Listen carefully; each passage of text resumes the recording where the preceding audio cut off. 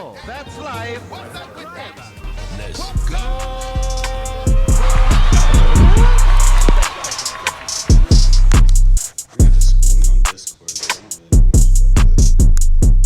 It's all good, dude.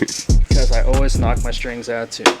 Because no matter how hard you play, you're always going to find a way to either stay in tune or randomly get out of tune. I do it every time. Yeah.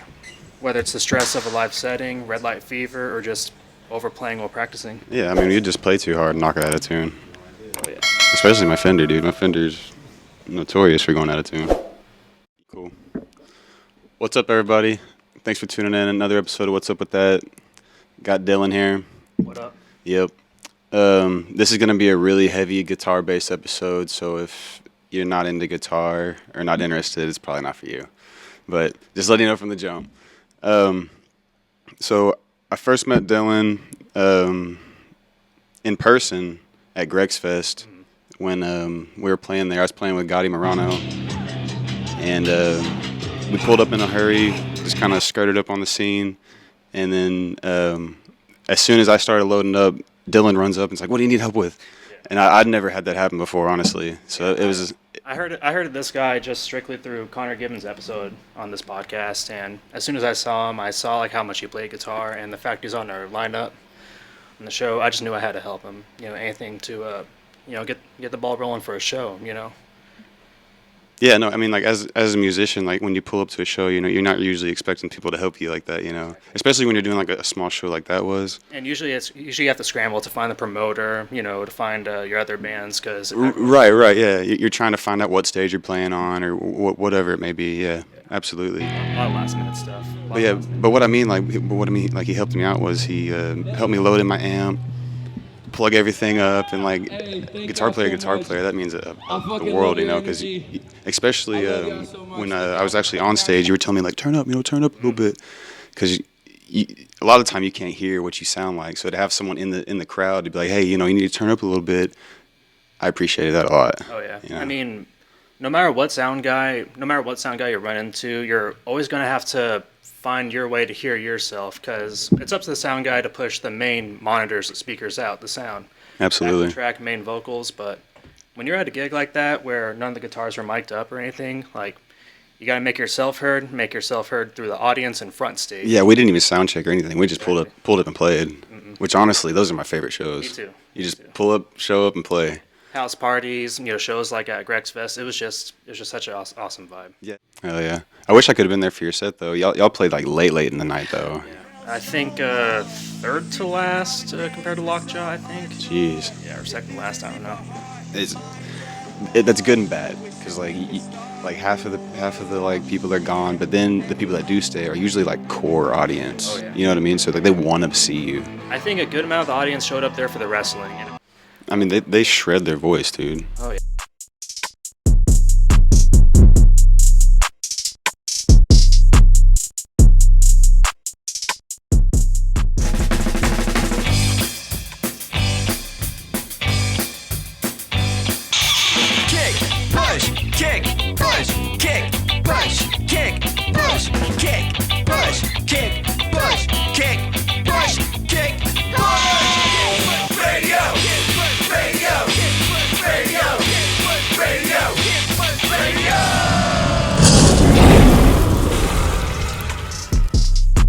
I forgot which producer did it. It wasn't Rick Ruben. He's a sweetheart from the people I've seen. I love Rick Ruben, dude. Awesome. Yeah.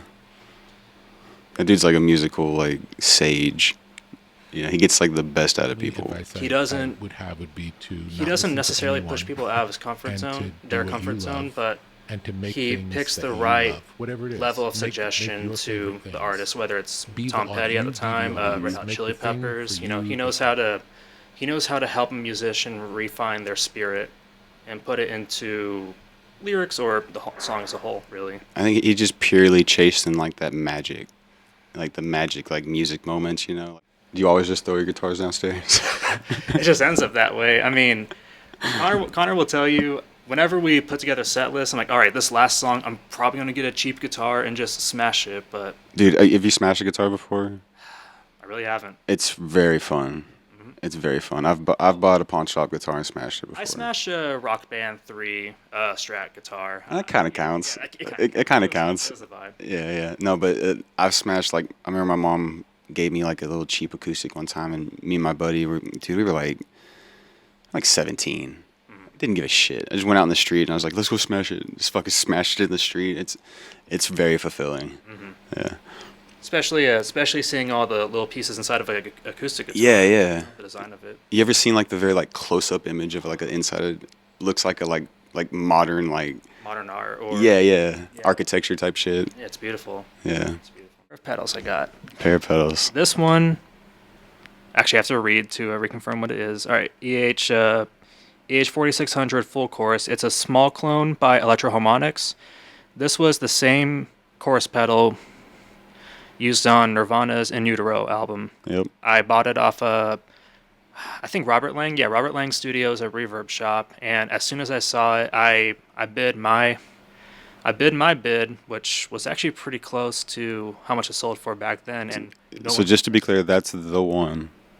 The one. That's the one from Nirvana's album. I think I added a few more scratches. I'm using this pedal. Yeah. I'm not just hanging it like a trophy. I'm using this pedal, adding a few extra scratches. see. Go for it. So this is most likely Kurt's pedal. Yeah. Used by Kurt, at least, right? Yeah, it was used. It was used just in the studio. Kirk didn't bring it out again. He bought his own small clones for a tour, for him to smash up eventually. Oh, so this is just the studio one. Yeah, it's just. I got you. Okay. Sorry, not Kirk's personally owned. Just Gotcha. Owned one. Still cool as hell though. Oh yeah, it's beautiful. And I forgot what I used it on. I used it as a layer for Connor's song "Forever." And I'll play through the song later. Yeah. Let's play through those after you show me this next one. Oh yeah, and this is the Green Day Dookie pedal, but this was a limited run for Father of All Motherfuckers, and it has the unicorn decal on it. Yeah, I love this pedal.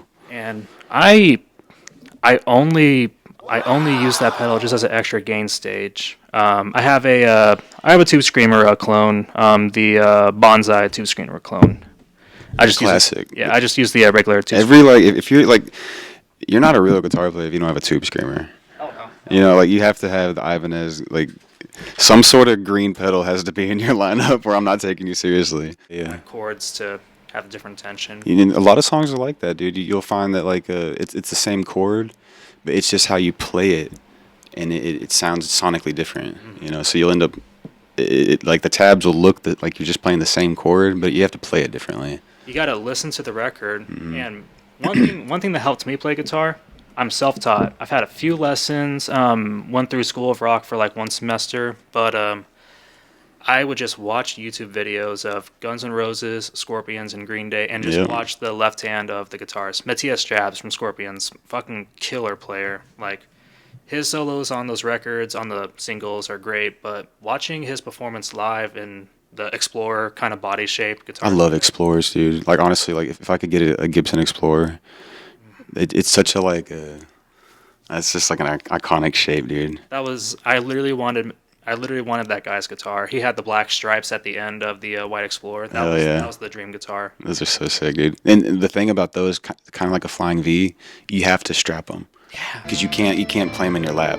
If you get a Flying V, like when you set it in your lap, you have to play it like this. Yeah. And that's good for Instagram too. Yeah, right. It's good for, I guess, hand structure too, but yeah, that's just one of those guitars you have to play standing up. Yeah. And whenever I think Explorers, you just think about these characters that use Explorers. Dude, Hetfield? Yeah, James Hetfield, Rick Nielsen. Oh my God. I feel so bad forgetting his name. The guitarist from Lynyrd Skynyrd. His licks on. No, I can't remember his name either. Yeah, the Freebird solo. Yeah. That's an example. But I think Hetfield was the guy that made me want one. Yeah, he makes them look sick. His signature models with ESP, the LTD models too. They do look great, but they sound fucking killer. Yeah. Every time I try them on at the guitar shops. But here's my thing with gear. I respect guitar manufacturers that they're trying to just get their products sold, but as soon as you add a signature that sounds better than your usual line, it kind of gives a sour look to the casual guitar player that's maybe not a fan of Metallica. Absolutely, dude. Yeah. And You don't want to have to pay or buy the Metallica one just to get the sound you want. And sometimes you get the name scribble on the headstock, Yeah. truss rod cover, stuff like that. What do you think about, speaking of John Mayer, you saw his latest model that came out? It looks just like a Strat. Yeah, the Silver Sky. Yeah, but it's a Paul Reed Smith. Yeah. Looks just like a Strat. It plays great. The price point is the price point. It's expensive, but You're paying for that John Mayer scribble on the headstock. you're also paying for Paul Reed Smith trying to sound like a Strat that John Mayer would like. Sure, you're playing John Mayer's guitar, but I like signature guitars where it's more in the hands of the guitar company, and they're just going through trial and error, sending different prototypes to the guitarist. It might be biased, but honestly, dude, my favorite signature guitar is Stevie's. Stevie Ray's, they even put the fucking gold hardware on it. They reversed the tremolo on it, like his was. It's to a T, his fucking guitar. I'm surprised Fender waited so long to do the same with Jimi Hendrix signature models. Whenever guitar players judge each other, it's either because the person that's given the feedback wants to get to that level. Oh, I want to be metal, playing. I want to be Dimebag Darrell. I want to be Dave Mustaine.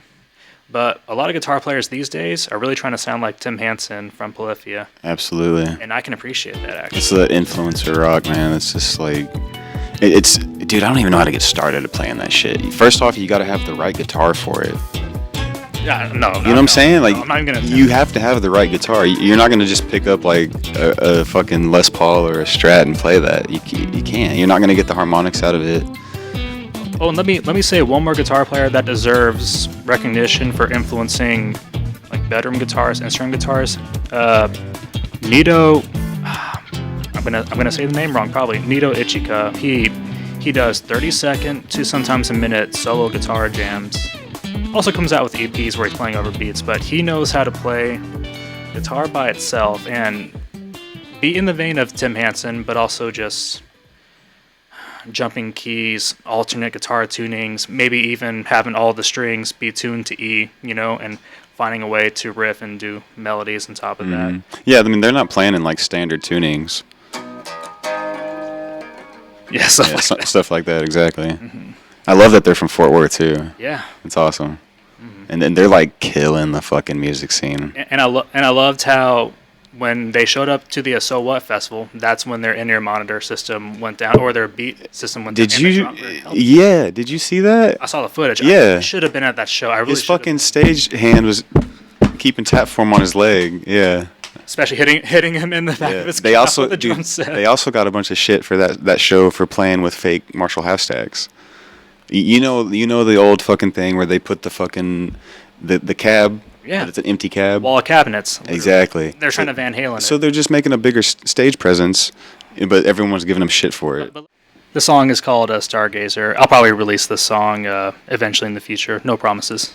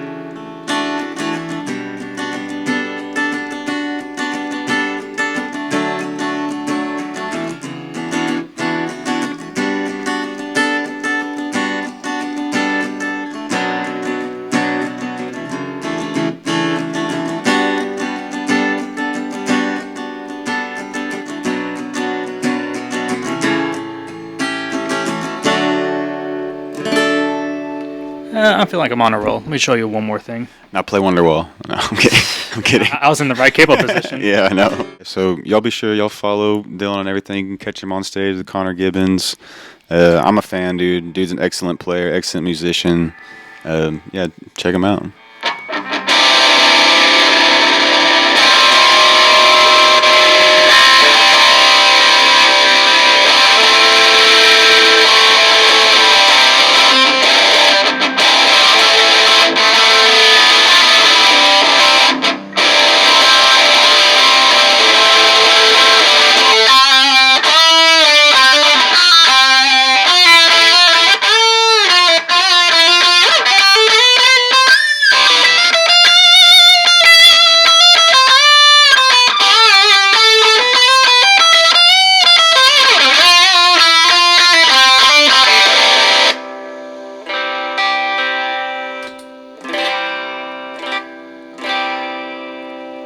So yeah, follow me on Instagram at peace_my_guy.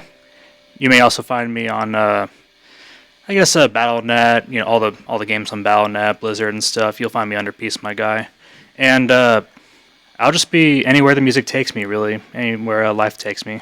Yeah, I love that, dude. And thank you so much, Nick. Yeah, dude. Hey, like I said, when we met and you helped me out at the Grex Fest, you made a friend, dude.